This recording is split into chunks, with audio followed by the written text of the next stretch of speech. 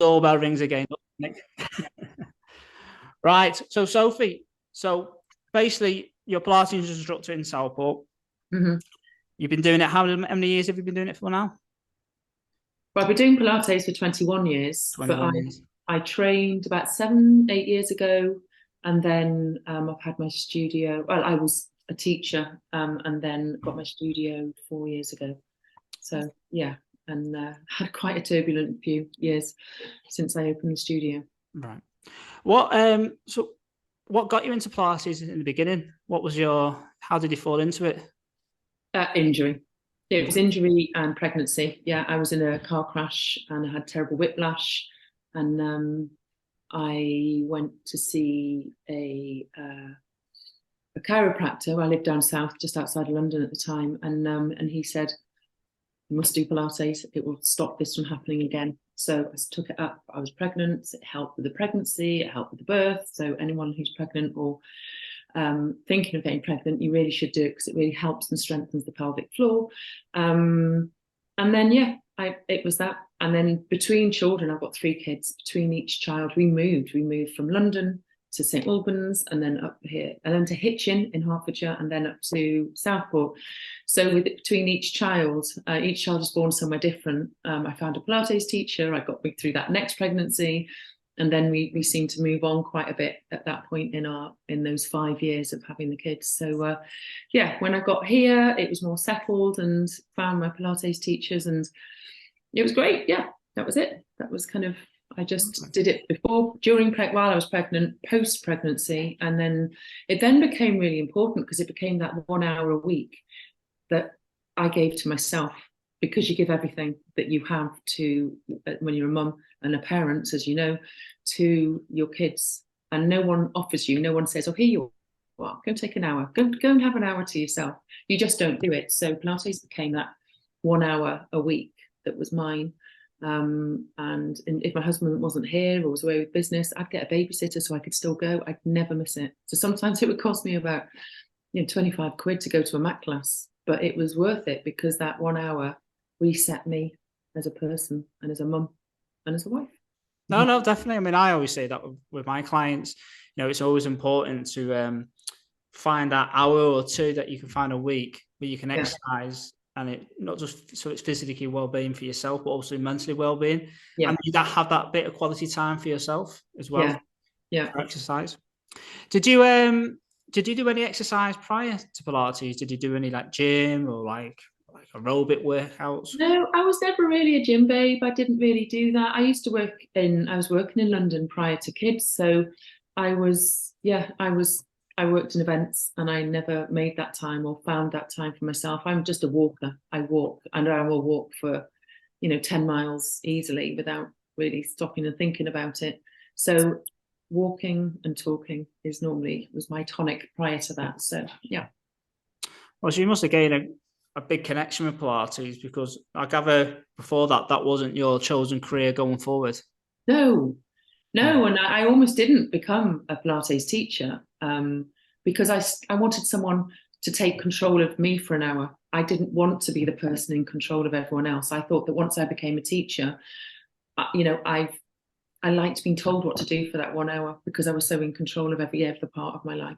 So I almost didn't become a teacher, but then interestingly, I and I still work out with other teachers. I still go to other teachers. My teacher and mentor is over in Manchester, and I still love being told what to do for that hour or 2 hours or 3 hours as it is now. So yeah.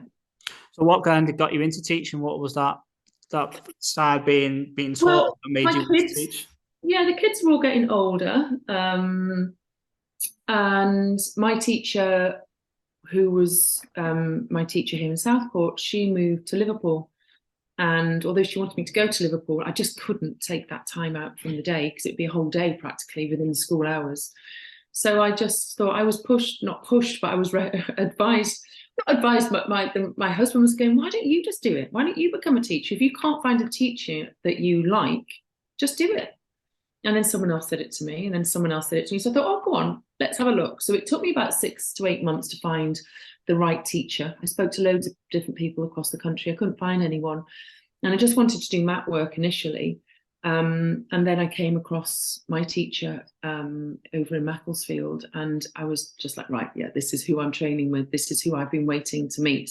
Mm-hmm. And I didn't then just do mat work. I learned reformer and the tower. It's called fully comp, the training. And it's a massive commitment. You can, unfortunately, some people do learn the reformer in a weekend and teach it on the following Monday. They've learned a routine and that's what they do.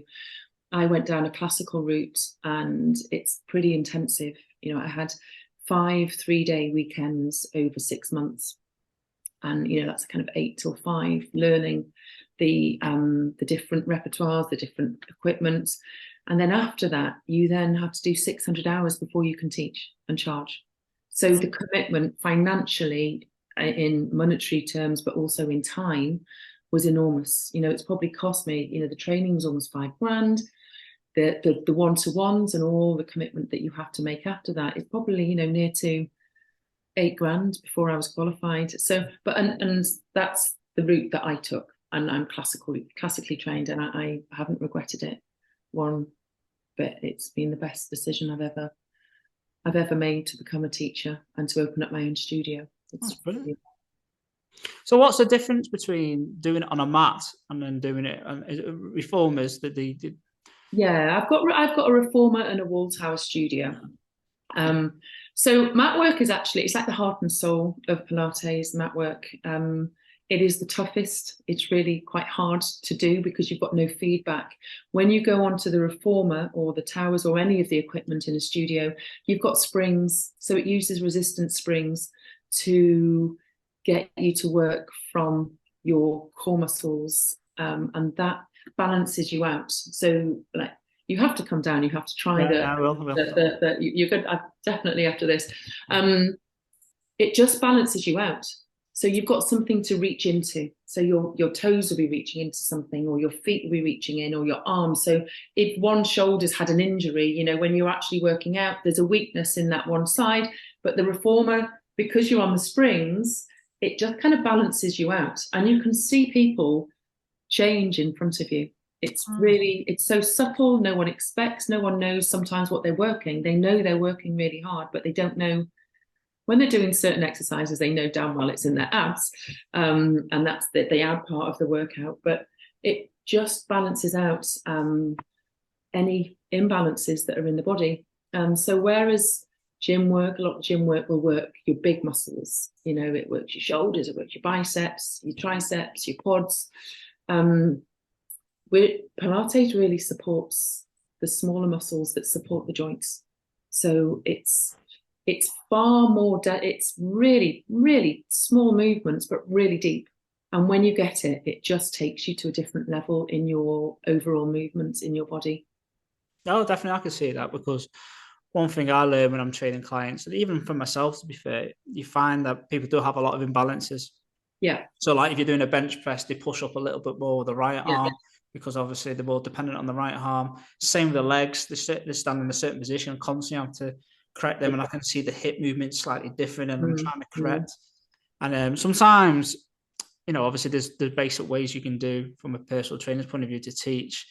But, you know, again, you like you're saying, it's gaining them smaller muscles that you want to work on that will probably help them, like say with the pelvis and that, to make sure it's not tilting and they're not using. So I can imagine that being really, really good for the machine. Yeah, it really, the pelvis and we have barrels as well that we work on, and you can just see, like, for example, let's take, I mean, most people have some sort of imbalance in their body. It's very rare that someone walks through the door and they are like, yay, I'm here and there's nothing wrong with me, because most people have something, some little niggle somewhere, or some previous accident, you know, injury or something going on.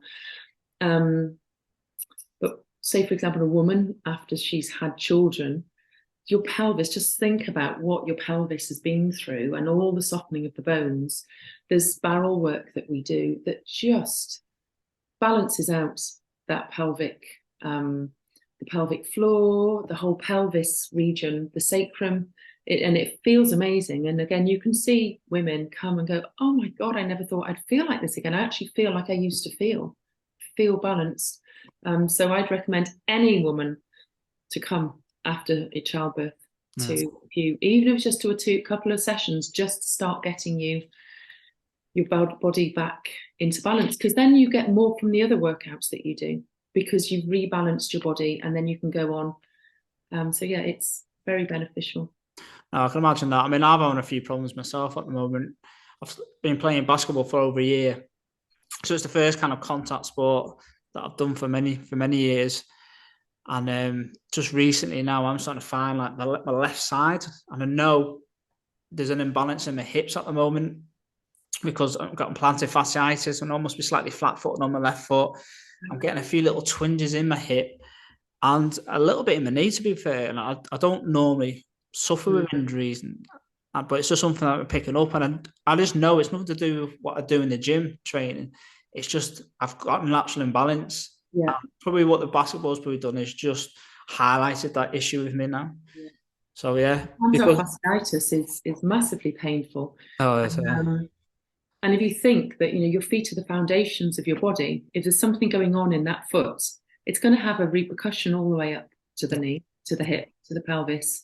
So I work with loads of people with plantar fasciitis. I do a lot on feet. We work loads on feet. There's a series of exercises on the reformer called footwork, but I've got what's called a toe corrector. In fact, hold it down. I'm going to show you a toe corrector. Okay. Because I do this daily, and I don't have a problem with my feet, but I do this daily. And it's got a spring in the middle.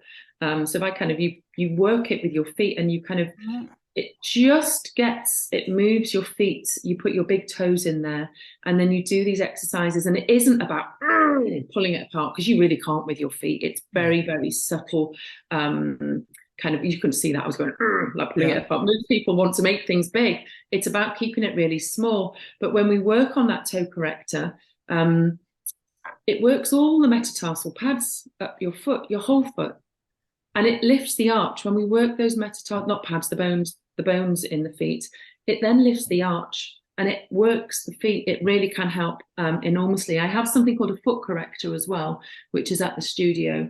You have to come. I'm just telling you. Yeah. Sounds like an issue. I can help you with your feet. And then, I always give people exercises to do at home as well.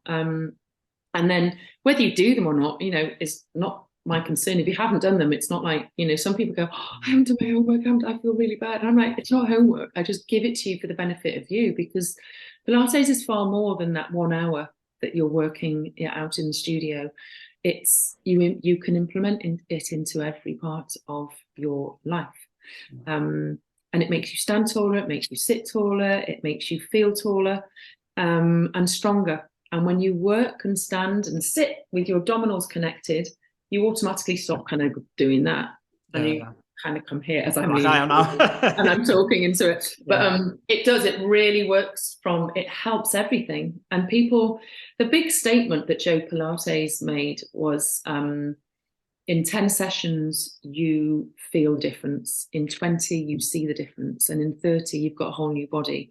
And people might think, I don't want it to take 30. I want a big impact. I want to sweat, and I want changes within, I want to look totally different. Well, that is not really achievable in whatever you do, in 5 sessions.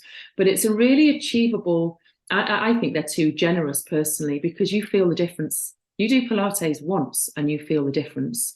We have a men-only class, which I started when I got the studio. And they were mostly the husbands of the wives that came on Monday, but Tuesday is ladies' day at the golf club, so the men needed something to do. So I started this men-only class. And the average age was possibly at that point, I don't know, about 72, 74. And you could see these men, they were terrified when they came. They wouldn't have come to a class with women in it, because in their head, they think yoga. They think it's like a room full of 40 women in leggings, really bendy at the front of class. And it isn't like that. There's a lot of sitting work, a lot of standing work. You just don't notice. You're so caught up with what the teacher is sharing with you. You really don't notice anybody else. But these men, that you could see their spines just stretch and uncurl and unfurl after just a couple of sessions. And they're still with me. They all stayed with me in lockdown 2 or 3 times a week. And they all come back, and they all play better golf because of it. They all feel better in themselves. And they don't feel, what, 4 years on, they don't feel as old as they felt when they started, because their body moves better, it functions better. Yeah, I mean, definitely, it's like what I do with, I mean, most with my clients, I do the weight training side. We don't really do too much cardio. I might do a little bit of like a very gentle hit kind of phase at the end, more of a finisher, as I call it with my clients. But a lot of people sometimes think going to the gym or exercising, they need to come out there sweaty and stuff to exercise, and not necessarily need to. I said, you know, you probably get more gains. Because obviously, like myself, doing it with weights and dumbbells and barbells and kettlebells and some machines like that, what we're trying to do is line the body. I do like over a 12-week phase, I do like more of a posture chain one. Well, we're working about improving the posture, lengthening the body, making it a lot more strong and that. But yeah, a lot of people just expect when they exercise and they've got to come out sweaty. But sometimes the ones you don't come out sweaty, the ones that have more beneficial. Exactly, yes. Yeah, no, definitely. I 100% agree with that. It was So, a very 80s kind of movement in the fitness industry, wasn't it? To the cardio, the sweating, the kind of the leg warmers, the leotards, bright colours, and the headbands and the sweatbands, and it was all, you know, let's pump it, let's thump it, let's burn. Yeah. And that was just the fashion of that time, but it has kind of, you know, aerobic exercise. Yeah. It's massively beneficial. I'm not dissing it. It's good. And we should have a healthy mix of stretching, of core work, of weights, of cardio. But ultimately, you know, it's what you put in your mouth, and it's a combination of all of those factors. You just got to find the movement that suits your body. You know, whether that's That's it. I mean, that's like what we were saying before we came on, that everything's great, everything's beneficial for you. It's just trying to find what works for you and what you enjoy the most. I always say to people, I always get people in. I do like a block of sessions. Now I could do like a monthly thing. A lot of clients stay with me for a long time, but I just buy a block of sessions, and there's, you know, you're going to do 5 sessions, 10 sessions, or my main block is 20. And a lot of the time, I get people in for a consultation at first to come in, speak to me, have a look at the gym. Is this for them? Is this their scene? Yeah.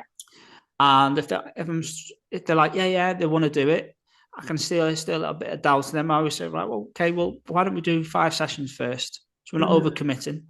And just see how they go. They're either going to get into it, they love it. If they don't, they find something else. But I think everything has a place. But I do think like weight training to aerobics to a degree, to Pilates, to yoga, it all has its benefits, and it's just trying to cherry pick everything. If you have the opportunity to try and cherry pick everything you want, because ideally, everything has a great benefit to you.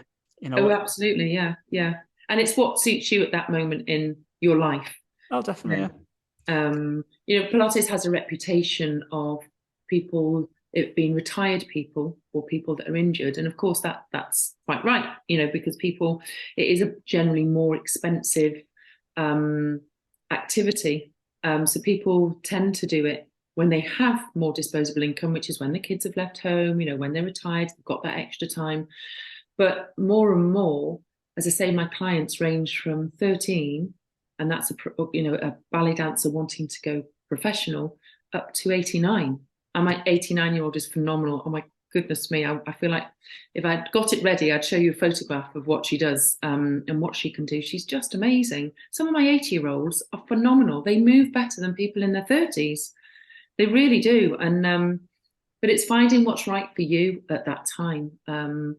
And as I say, rehabilitation, a lot of people come to Pilates when they've had an injury or when they've had surgery as well, to re-strengthen the muscles back on up. And it is recommended by, you know, a lot of physios, a lot of consultants will say, right, go and do some, especially if you've had back surgery, go and find a Pilates teacher and do some Pilates.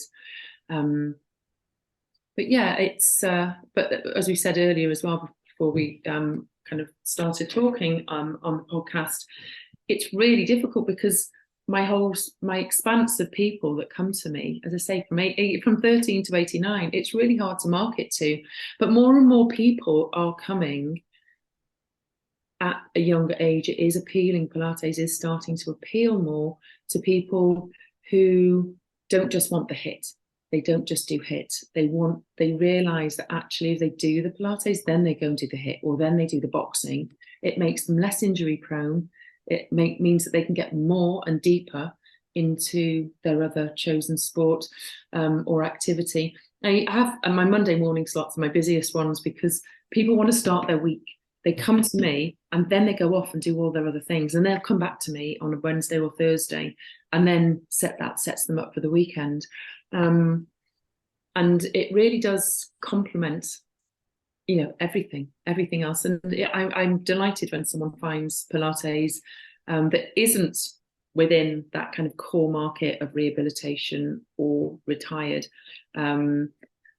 It's a really, I say most of my classes, I'd say my average age is about mid-40s actually now. The 89-year-old brings the average up slightly, but the 13-year-old brings it down in the other direction.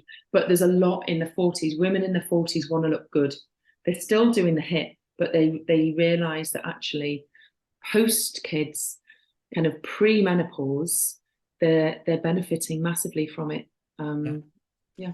I think, I mean, I find that with myself. I think people are now more self-educated now. There's a lot more information. I mean, there's always been lots of information. Now we've gone into the internet kind of world. I think people are making better decisions on what works, what doesn't work. I think we all know, yes, some people like to do the hit side of it, like to do the cardiovascular, just because you do get a rush of more endorphins when you go in for more of an intense workout. But people know the benefits of strengthening the body. Because I always find, I mean, you still get it this day and age. I always have this thing with the runners. People are rather into running, but no one do the weights. And I'm always saying to them, yeah, but if you did the strength side of it, that would improve your running. And you get people that are into just doing weights. Well, if you did like a bit more Pilates, more core stability, or if you did more, maybe the yoga side, more flexibility, everything is good. And if you're looking at things like people that become very good at certain sports, even if like the top bodybuilders, they will do some type of flexibility work, and same with like athletes, running athletes, that the top ones like the Mo Farrows, they do a lot of strength. So it's like what we've gone before, it's just pulling all these different ways. And like you said, it's just right. Do I want to go into a gym environment? Might not be into that. I might prefer to go into more of a Pilates environment where I can just work on my core, work on reformers, and have a different approach. And again, it's just into that individual.